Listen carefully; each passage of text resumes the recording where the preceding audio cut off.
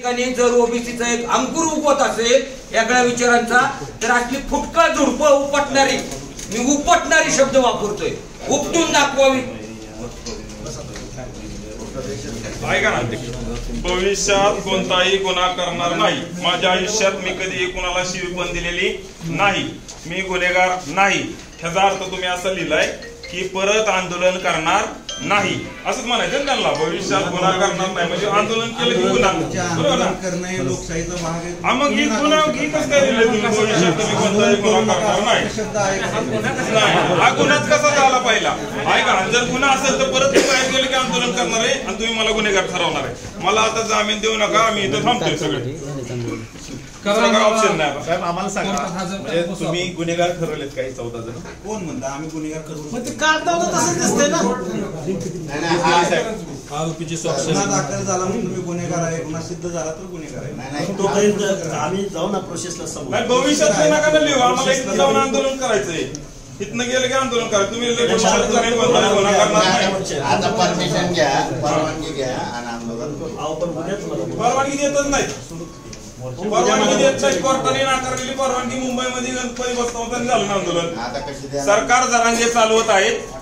जरांगेवर कुणीही गुन्हा दाखल करू शकत नाही. गुन्हा दाखल करायला मागणी केली, ही पाप झालेला आहे.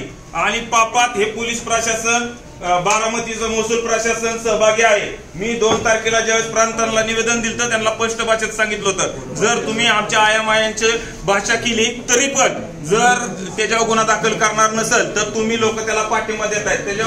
त्याच्यावर म्हणजे तुमचं त्याला मान्यता आहे थोडक्यात. म्हणून तुम्ही सगळे गुन्हेगार आहेत आणि मलाच गुन्हेगार ठरवले. त्यामुळे आपण गुन्हेगार व्हायला तयार नाही. प्रशासन गुन्हेगार आहे. आपल्याला इथं सोडू नका. बाहेर गेल्यावर मी काही करू शकतो. किशोर, गुन्हे दाखल कुणावर करते ते? फक्त ओबीसी आणि एससी यांच्यावर गुन्हे दाखल करते ती. बाकीच्या शिल्लक राहिली की त्यांच्यावर ताकद नाही त्यांच्यावर गुन्हा दाखल करण्याची. आणि जी 65% लोक आहेत त्या भारतातले 65% लोक हे गुन्हेगार आहेत. 65% लोक असणारी लोक गुन्हेगार आणि त्याच्यापेक्षा खाली 35% असणारी लोक साव आणि आम्ही गुन्हेगार. हा कटला धंदा तुमचा लोकशाहीचा. ज्यांना गुन्हे दाखल करण्यासाठी काम केलं ते ऍडिशनल एसपी दिसत नाहीत आम्हाला. एसपी कुठे त्या दिवशी नाही तुमच्यावर तर आमची अतिशय चांगली बैठक झाली. तुम्ही सगळं आम्हाला अतिशय आनंदाने, आम्ही आंदोलन पोस्टपोन करण्याच्या मूडमध्ये होतो.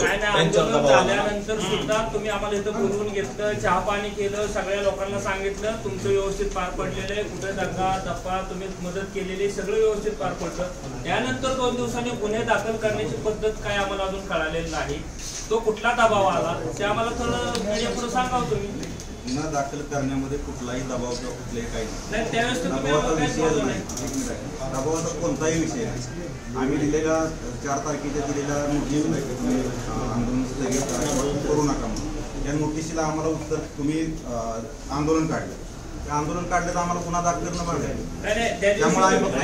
पहिला मुद्दा म्हणजे ईदची बारामतीमध्ये ईद जी होती ती गणपतीमध्ये येत असल्यामुळं 3-4 दिवसांनीच होती. ही गेली 3-4 वर्षाची परंपरा आहे. त्यामुळं त्या दिवशी ईद नव्हती, फक्त ते कारण सांगितलं गेलं. त्याच्यानंतर मिरवणुका नव्हत्या, फक्त